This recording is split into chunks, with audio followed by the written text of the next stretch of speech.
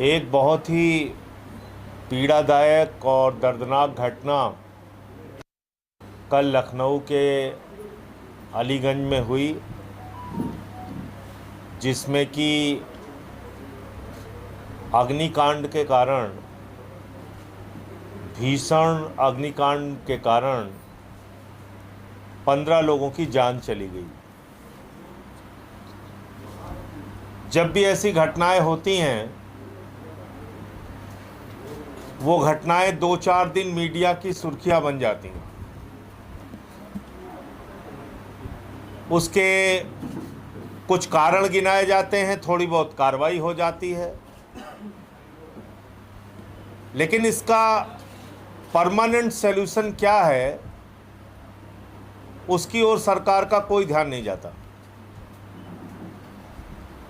आखिर ऐसी घटनाएं हो क्यों रही हैं, उसके बारे में कोई चिंता नहीं की जाती। अब ये जो घटना हुई है, इसमें पता ये चला है कि इस कंप्यूटर सेंटर की बिल्डिंग को 2016 में ध्वस्त करने का आदेश हुआ था। इस बिल्डिंग को गिराने का आदेश हुआ था। तो गिराने का आदेश क्यों हुआ था? क्या आग से बचने के इंतजाम इस बिल्डिंग में नहीं थे? गिराने का आदेश क्यों हुआ था? क्या यह बिल्डिंग पूरी तरह से जर्जर हो गई थी, इसलिए गिराने का आदेश हुआ था? और अगर गिराने का आदेश हुआ था, तो फिर किस कारण से उस आदेश को वापस लिया गया? 10 साल पहले जिस बिल्डिंग को गिराने का आदेश दिया गया, वो बिल्डिंग कैसे कंटिन्यू रही, इसके बारे में जांच होनी चाहिए। दूसरी बात, जब यह घटना हुई, आज अखबारों में खबरें निकली हुई है, लोग रो रो के, चीख चीख के, चिल्ला चिल्ला के फोन कर रहे थे दमकल विभाग को,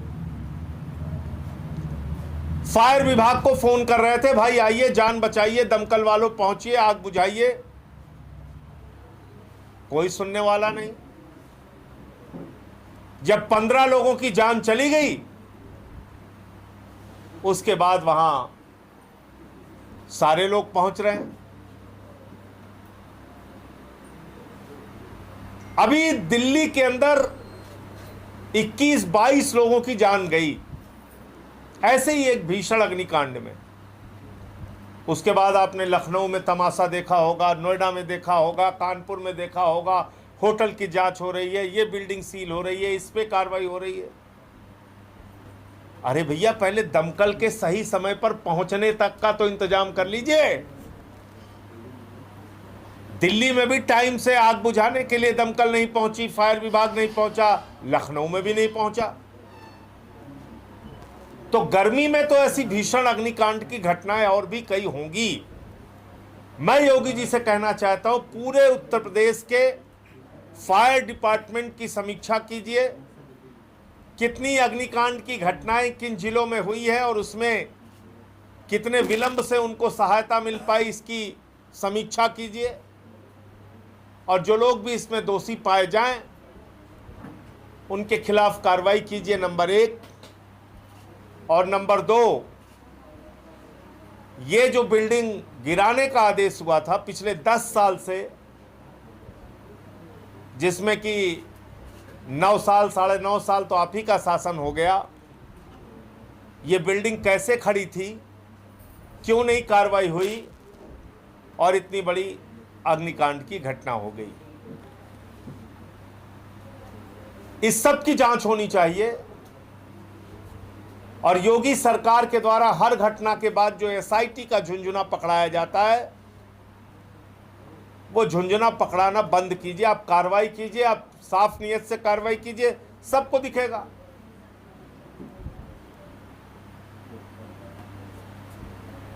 महाकुंभ में लोग मारे गए, आपने एसआईटी बना दी। क्या हुआ उस एसआईटी का? कितने लोगों को जेल भेजा आपने? किसी को कुछ पता नहीं। मंदिर में चोरी हुई, आपने एसआईटी बना दी, उस एसआईटी ने रिपोर्ट भी सौंप दी। अभी ये अग्निकांड हुआ, इसमें आपने एसआईटी बना दी। तो ये एसआईटी का झुंझुना पकड़ाना बंद कीजिए। ये एक संवेदनशील मसला है, दुखद मसला है, पीड़ादायक मसला है, हृदय विदारक मसला है। इसलिए कृपा करके इसमें कोई ठोस कार्रवाई कीजिए। नंबर एक, उत्तर प्रदेश के अग्निशमन विभाग, फायर डिपार्टमेंट के कार्यों की समीक्षा कीजिए। जहां जहां उनके पास खुद के इक्विपमेंट्स नहीं हैं, सुरक्षा के इंतजाम नहीं है, उनके पास उपकरण उपलब्ध नहीं है, वो उपलब्ध कराने का काम कीजिए। बजट बढ़ाइए इस विभाग का, क्योंकि बहुत सारी बेसिक सुविधाएं भी फायर डिपार्टमेंट के लोगों के पास नहीं होती हैं। दमकल होती है तो खराब होती है, पाइप नहीं होती है, तमाम तरीके की समस्याएं होती हैं। सीढ़ी होती है तो खुलती नहीं है, तमाम तरीके की समस्याएं सामने आती है। उसको ठीक से देखकर और उनकी जो ज़रूरतें हैं फायर विभाग की, पहले तो उसको पूरा कीजिए, नंबर एक। नंबर दो, इस पूरी घटना की जांच करा के इसमें जो जो लोग दोषी हैं उसमें सस्पेंशन जैसी रस्म अदायगी की कार्रवाई करने के बजाय उन लोगों को एफआईआर लिख के जेल भेजिए। नंबर तीन, मुआवजे के नाम पर दिखावा मत कीजिए, मजाक मत कीजिए। अरे प्रधानमंत्री जी अडानी को इतना रुपया बांटते हैं, अपने दोस्तों को इतना रुपया आप बांटते हैं, आपको 15 लोगों की जान गई, आप 2-2 लाख रुपए दे रहे हैं, आपको शर्म नहीं आती? योगी जी आपको शर्म नहीं आती? 5-5 लाख रुपए का आप मुआवजा दे रहे हैं, जिनका पूरा परिवार उजड़ गया, सब कुछ खत्म हो गया। तो ये मुआवजा के नाम पे मजाक मत कीजिए। मैं मोदी योगी की डबल इंजन सरकार से कहूंगा कि पर्याप्त मुआवजा ऐसा दिया जाए जो उन लोगों को एक राहत महसूस हो। अभी मैं घायल जो बिटिया थी लवप्रीत, उससे मिल के आया। उसने बताया कि आग नीचे से लगी थी और इतनी तेज़ी से फैल गई कि उसको बंद करने की, बुझाने की कोई गुंजाइश बची नहीं, और जिसमें लोग मारे गए। खबरें ये भी आई कि समय पे उनको सहायता नहीं मिल पाई। एक बच्चा है जयंत जो आईसीयू में एडमिट है। मैं जब गया तो एमआरआई कराने गया था, तो उससे मुलाकात नहीं हो पाई। तो मैं ईश्वर से प्रार्थना करता हूँ कि मृतकों की आत्मा को अपने श्री चरणों में प्रभु स्थान दे और उनके परिजनों को ये अपार कष्ट सहन करने की शक्ति दे। एक मसला तो ये था, और दूसरा विषय ये है कि प्रभु श्री राम के मंदिर में चोरी की घटना से लोगों का मन बहुत आहत है। करोड़ों हिंदुओं की आस्था को गहरी चोट पहुंची है। चोरी कोई एक स्तर पे नहीं हुई, चोरी कोई सामान्य नहीं हुई है, और ये चोरी सिर्फ चंपत राय ने अपने लिए नहीं की है। ये चोरी ईडी पार्टी के लोगों के लिए चंपत राय ने और उनके लोगों ने की है, ट्रस्ट ने की है। ये मैं सीधे तौर पे आरोप लगाना चाहता हूं, और इसके एक नहीं अनेक प्रमाण हैं। वो प्रमाण ये हैं कि जमीनों की खरीद और विकास के लिए मोदी ने अपना प्रतिनिधि बनाया था ज्ञानेश कुमार को, जो 4 साल तक ट्रस्ट के मेंबर रहे। वही ज्ञानेश कुमार जो इस समय वोट चोरी पूरे देश में कर रहे हैं। उनके रहते हुए जमीन की खरीद में और चंदे की चढ़ावे की चोरी में तमाम कांड हुए हैं। दूसरा, चंपत राय को कौन बचा रहा है? यह आज हमारे मुखिया केजरीवाल जी ने भी पूछा। कौन लोग हैं जो चंपत राय के चोरी कांड को इतने दिन से पर्दा ढाक रहे हैं? एक के बाद एक खुलासा हो रहा है। 2 करोड़ की जमीन 18.5 करोड़ में खरीदी गई, मैंने 2021 में खुलासा किया था। फिर 3 करोड़ की जमीन 24 करोड़ में खरीदी गई, 9 करोड़ की जमीन 55 करोड़ 47 लाख में खरीदी गई। सारे कागजात हमारे पास हैं। और इन सारी घटनाओं से तमाम लोग और सामने निकल के आए। ज्वेलर्स एसोसिएशन के लोग निकल के आए, कहने लगे हमारा 60 किलो चांदी कहां चला गया भैया? कुछ लोग और सामने निकल के आए, हमारी पादुकाएं जो हमने प्रभु श्री राम के लिए भेंट की थी वो कहां चली गई, हमारे हार जो हमने प्रभु के लिए भेंट किया था वो कहां चले गए। अरे सिंधी समाज के लोग निकल के आए, 200 किलो चांदी हमने दी थी जिसकी लागत 7 करोड़ रुपए होती है, वो चांदी कहां चली गई 200 किलो। निकलकर संतोष दुबे भी सामने आए जिन्होंने कहा 1260 शिलाएं आई थी चांदी की, सोने की बहुमूल्य शिलाएं कहां चली गई। पादुकाएं चोरी कर ली प्रभु श्री राम की। प्रभु श्री राम की पादुकाएं रखकर राजा भरत ने अयोध्या में 14 वर्ष तक शासन चलाया और नरेंद्र मोदी और भारतीय जनता पार्टी ने प्रभु श्री राम की पादुकाएं ही चोरी कर ली। कल्पना कीजिए किस तरह के बेईमान और भ्रष्टाचारी लोग हैं। लोग ईडी पार्टी ने ही ट्रस्ट बनाया है, बीजेपी मोदी ने ही ट्रस्ट बनाया, इसलिए इस अपराध से वो बच नहीं सकते। आरएसएस और बीजेपी के लोग सीधे तौर पे चंदा चोरी के लिए जिम्मेदार हैं, दान पात्र चोरी कर रहे हैं। तो इन सब घटनाओं पर अपनी बात रखने के लिए और प्रभु श्री राम का दर्शन करने के लिए आम आदमी पार्टी के राष्ट्रीय संयोजक और दिल्ली के पूर्व मुख्यमंत्री अरविंद केजरीवाल जी 25 तारीख को लखनऊ पहुंच रहे हैं। लखनऊ से वो अयोध्या जाएंगे। अयोध्या में 25 की रात्रि का रात्रि विश्राम है और उसके बाद 26 तारीख को लगभग 11 बजे अयोध्या में प्रभु श्री राम का दर्शन करेंगे। उसके बाद पवित्र हनुमानगढ़ी में जाके बजरंगबली का दर्शन करेंगे और फिर संत महात्माओं से मिलकर पत्रकारों से बातचीत करेंगे। ये पूरा कार्यक्रम पार्टी के राष्ट्रीय संयोजक अरविंद केजरीवाल जी का है। तो ये आपको जानकारी देनी थी और एक जानकारी और देके अपनी बात खत्म करूंगा। बाबा जी ने एसआईटी बनाई, बोले 500 साल इंतजार किया आप लोगों ने, 15 दिन नहीं कर सकते।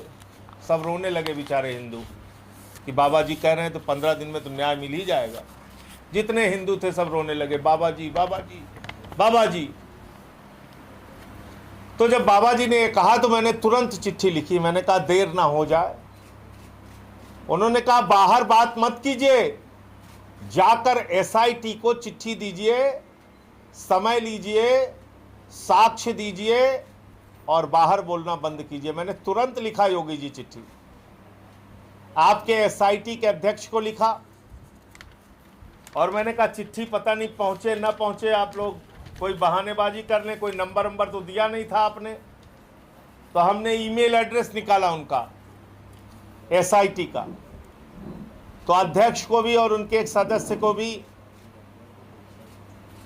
किरण जी को जो आईजी लखनऊ रेंज हैं उनको, और विजय विश्व पंत जी को जो इसके एसआईटी के अध्यक्ष हैं उनको मैंने पत्र लिखा कि योगी जी ने कहा है मुझे समय दीजिए, मुझे साक्ष्य देना है सुल्तान अंसारी के साथ मिलकर जो चंपत राय ने घोटाला किया है, मुझे साक्ष्य देना है जो नजूल की जमीन खरीदकर घोटाला किया है, मुझे साक्ष्य देना है जो आलोक बंसल से जमीन खरीद के घोटाला किया है, मुझे समय दीजिए। 20 तारीख को चिट्ठी लिखी मैंने, 20 बीता, 21 बीता, 22 बीता, आज 23 हो गया।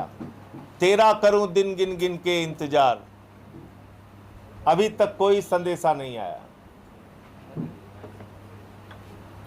अभी तक कोई संदेशा नहीं आया। 13 करूं दिन गिन गिन के इंतजार, एसआईटी को नहीं आई हमारी याद। आइए एक उत्तर तो दीजिए, हमसे साक्ष्य लीजिए। चलिए आप नहीं बुला सकते, कम से कम इस मेल का रिप्लाई कर दीजिए, मैं आपको साक्ष्य बाई पोस्ट भेज दूंगा। कहां भेजूं? मैं देख रहा था संजय प्रसाद को एसआईटी ने अपनी रिपोर्ट सौंप दी है। अब संजय प्रसाद तो खुद एक्स ऑफिशियो मेंबर हैं, तो वो सारे इंटरेस्ट को पहले देखेंगे, चंपत राय का इंटरेस्ट क्या है, मोदी का इंटरेस्ट क्या है, सब देखने के बाद इसमें लीपा पोती अभियान चलाया जाएगा जैसे सभी एसआईटी में होता है। तो ये एसआईटी न राम के लिए है न किसी काम के लिए है।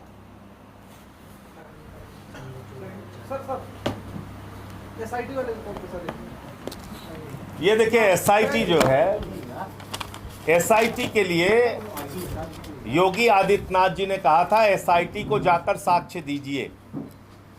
योगी आदित्यनाथ जी ने कहा था बाहर बातें ना करें, 500 साल हिंदुओं ने इंतजार किया है, 15 दिन और इंतजार कर लीजिए और जो साक्ष्य है वो जाके एसआईटी को पहुंचाइए। तो मैंने पत्र लिखा 20 जून को एसआईटी को, और इसको सिर्फ लिखा ही नहीं, बाई पोस्ट ही नहीं भेजा बल्कि मेल भी कर दिया, तुरंत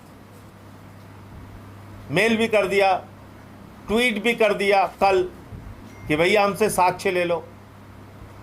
हमसे कोई साक्ष्य लिया नहीं गया, न 2 करोड़ की ज़मीन 18.5 करोड़ में खरीदने वाला साक्ष्य, न 3 करोड़ की ज़मीन 24 करोड़ में खरीदने वाला साक्ष्य, न 9 करोड़ की ज़मीन 55 करोड़ 47 लाख में खरीदने वाला साक्ष्य। कोई साक्ष्य नहीं लिया गया, सब मेरे पास मौजूद है। तो ये एसआईटी किस लिए है? मैं फिर दोहरा रहा हूं, एसआईटी न राम के लिए है न किसी काम के लिए है, ये चंदा चोरों को बचाने के लिए। आपके कोई प्रश्न हो आप पूछ सकते हैं।